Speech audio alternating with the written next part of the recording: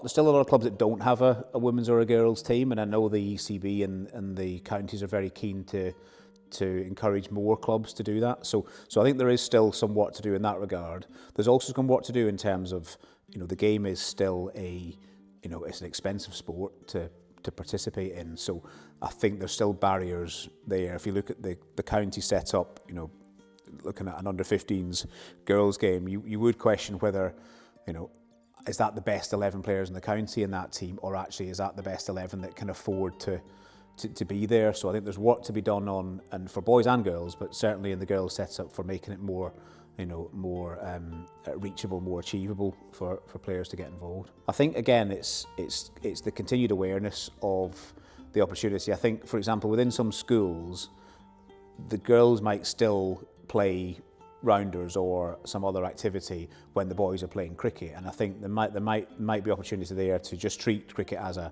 equal opportunity sport, and boys and girls play it. It is quite common in terms of building a women's and girls section, that if you don't have the support from your club, it's really hard to get access to the pitch for matches, access to the training facilities, and I think we were fortunate in our club where the women's and girls setup was backed from day one. So that included having a role on the committee, so that we've got representation for that section, and that was really important to make sure that section was an equal and important part of the club. Maybe coming into a club, there's definitely that I feel that some of them might be very sort of male dominated, so it's a men's cricket team or a men's cricket club with maybe some boys teams, and actually that can be quite a difficult kind of atmosphere to get involved in, or a challenging environment for new players especially.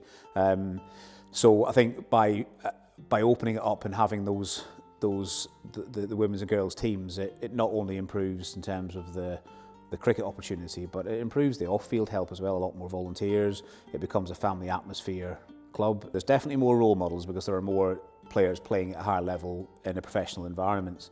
But there's also the benefit of social media, so the awareness of those role models is far better than it used to be. So, when you talk about role models from days gone by, people like Rachel Hayhoe-Flint and her era gave an awful lot of personal time, financial commitment, just to get games. Moving forward, obviously, players like Kate Cross and more recent eras, they still would have challenges, but there was potentially then the social media to raise awareness and benefit. Going forward, it's even better because there is opportunity and there is that profile and that awareness. So I think it's great for the girls that are here today to see some quite high-profile players who have made it in the game and now make a career out of it, to say actually we can make a living out of cricket.